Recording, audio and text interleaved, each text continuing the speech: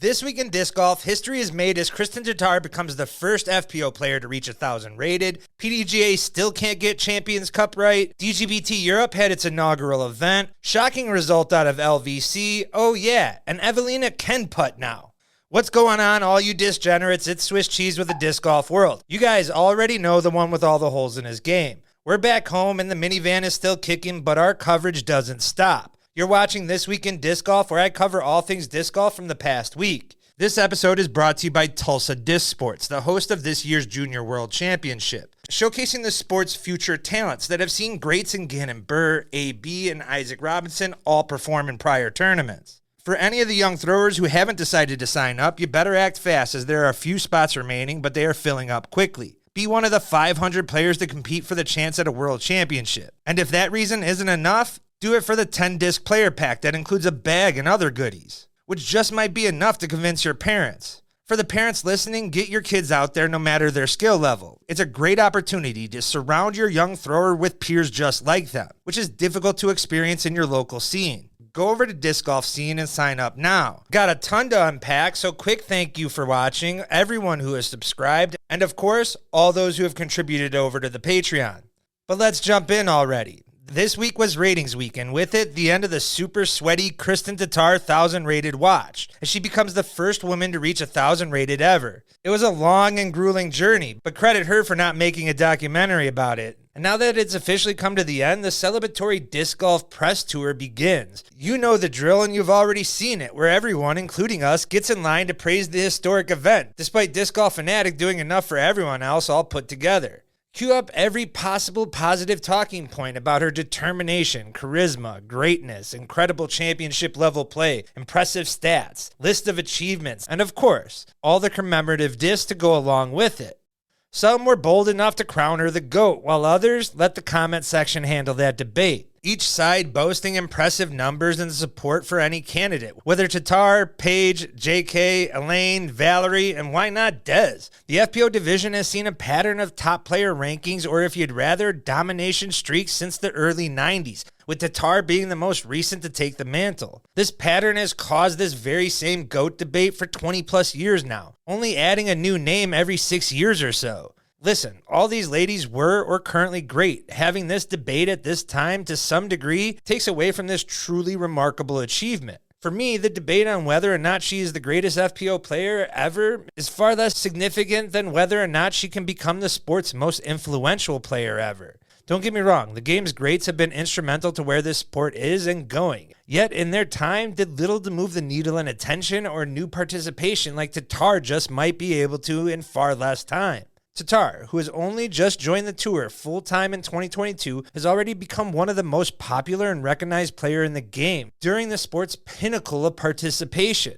Yes, there's Simon and Paul and all the exciting young players. None have been more dominant than Tattar in that same stretch. Has become a trendsetter in her home country, attending galas, award shows with other athletes and debutantes. Shit, the president of Estonia is handing her trophies. And it doesn't stop there. Ventures, prize winning, one of the best Tour Series players with a broad fan base that not only spans genders, but also borders. An achievement in itself, being one of the best in the game while being a European player, is something the sport is yet to see. Yes, I know Simon is German, so hold the comments, but he did move here.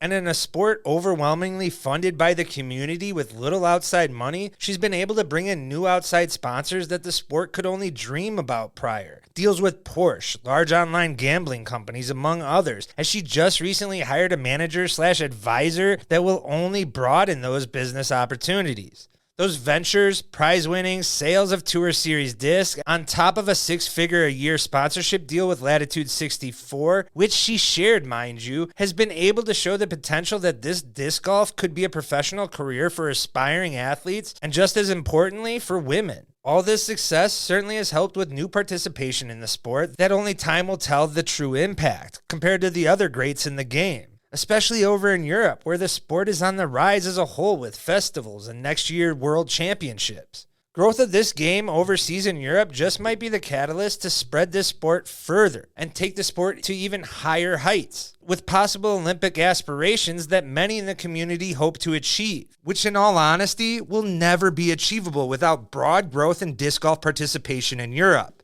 I would argue Tattar's success and participation has inched us closer to that whether you see it or not. Unlike past greats, Tattar's career might be shorter than the rest, but her impact in a short time in expanding the game to a broader audience could change more than just the women's game.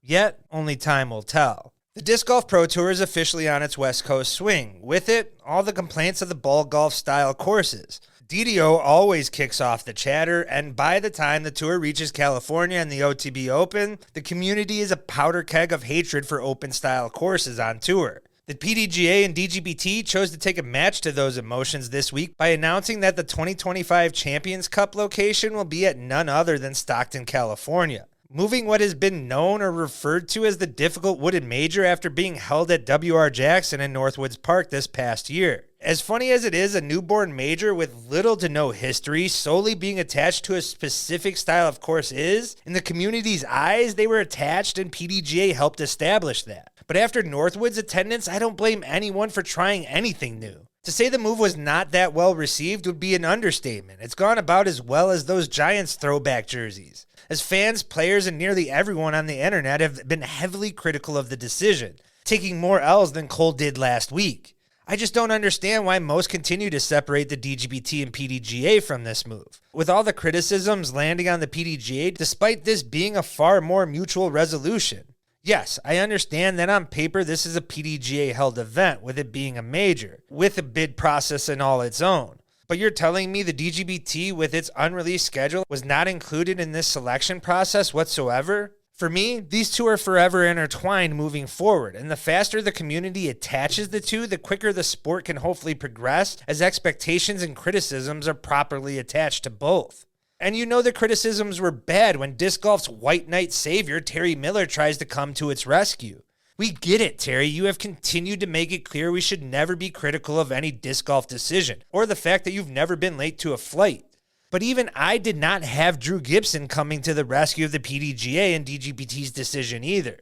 Do I personally want to watch a 4-day event at Swenson Park? No, not really. But I'm not upset about it either. But I am happy that California, who has been pivotal in the sport's history and the West Coast in general, was awarded a major competition. It's been far too long, over a decade since its last major. Truthfully, we have no idea what the bid process was and the other options, if any. This, in their eyes, was the best selection. Yet it also doesn't mean the community who ultimately consumes the product can't freely express their displeasure, concerns about this course selection, and what is ultimately the product the PDGA and DGPT will provide.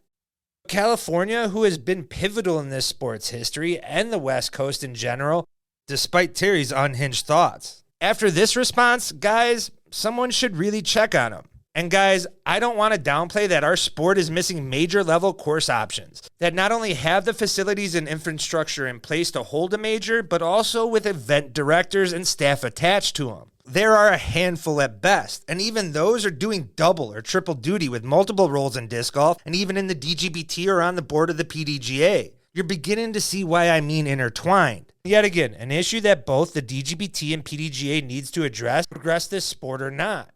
Look, I have no doubt Sean Jack and his team will be able to accomplish running a great tournament, befitting a major like they continue to do every year. I'm confident in saying that this major will go off without a major hitch.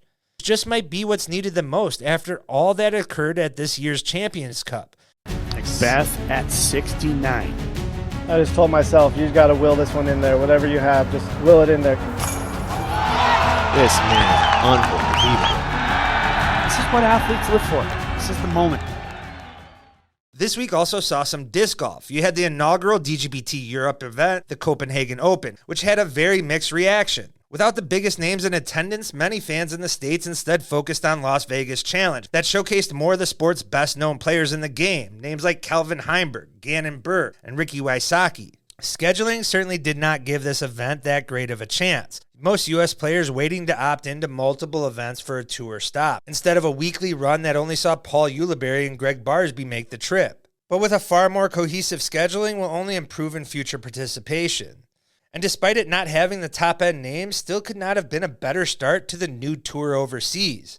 Copenhagen Open featured a beautiful course that had a great fan turnout, Yuli going as far as saying it felt more professional than a US event, and Jesse Nieminen, the event's winner, going even further, saying the crowds were greater than a number of spots on tour in the US. Also, the gameplay was great despite the lack of names, and if you guys want more details, make sure to check this Monday's weekend wrap-up. But it's still noteworthy that the weekend saw a 9-stroke comeback in the FPO that had Evelina hit a C2 putt to push a playoff and hit another C2 putt to win said playoff. Yes, that same Evelina Salonen. I would not have believed it either had I not watched it myself. She beat out Katie Osalu in the playoff while Silva Saarinen rounded out the podium. MPO had a course record-setting performance from Jesse Nieminen, who would hold off all other challengers on the final day. Yet two 16-year-olds with breakout performances might have taken some of the excitement away from the win. One of them, Eetu Tuminen, without a major sponsor, finished tied for second with Nicholas Antala, a performance that locks him in for his first US DGC and Euro Open. At the LVC, the recently removed opening event for the dgpt had a great turnout also, with a solid enough prize pool to get many pros to play in the event. Despite all the names, saw Connor Rock tie the 14-under hot round on the final day to edge out Gannon Burr for an absolute career-defining moment for a guy who just looks to be too into avocado toast. Kelvin Heimberg was able to take down third. In the FPO, Lucky Lorenzen finally gets a U.S. victory, beating out Sophia Denecki, a young Canadian player who has won the largest A-tier in Canada last year, and looking to springboard this second-place finish to her first Elite Series event ever at the OTB Open. Taking second with some touring pros over a 4-day event is impressive. Just as impressive as a defending champion, Katrina Allen, throwing while pregnant with her first child and still landing on the podium for a third place. While over in the Masters Cup, Ezra Robinson and of course Owen Scoggins takes down the win over at De La. Now let's get to some quick hitters. The DGBT also released their new rules for their championship, but none of you guys are going to watch, so I don't have the time to cover. Tattar wasn't the only one to hit 1,000 rated. T. Viet became the first Thai disc golfer to reach 1,000 rated. Look for him at some future European events. Jerm and his wife are enjoying vacation, pickles on a stick, because we're all tired of cucumbers bullshit, Mount Fuji and Japan. Saw some disc golfers clean their looks up. Adam Hammis goes with a Mr. Rogers sweater for his girlfriend's graduation. Kyle Klein rocking suspenders for a wedding. If Kyle is part of the wedding party, judging by that outfit, I can almost guarantee it's an outdoor barn wedding with hard cider as an option. And if he isn't part of the wedding party, well, Kyle looks to be on the fast track for far too many dad jokes in his future. Ben Calloway gets a haircut that makes him look like Lifetime's movie depiction of Chris Angel, and Bradley Williams and his family looks like they are in the business of selling oddities. While I'm talking about Bradley, he, Lucky, and Vinny got some shark fin axe throwing action in before OTB. And of course, Ricky's asking for info on GameStop stocks. Corey Ellis has been practicing some licks on the guitar while he's been recouping. And of course, both Foundation and the Tour Life show they're not low enough for Emerson's short jokes. But yeah, this LVC cut is pretty hilarious. Looks like Gandalf and Bilbo playing doubles leagues at the Shire. And guys, that wraps up this week in disc golf. If you enjoyed and not subscribed, make sure to do so as it helps fund another tour leg in this channel further. Make sure to like, comment, and share. And if you want more, make sure to check out all the previous episodes.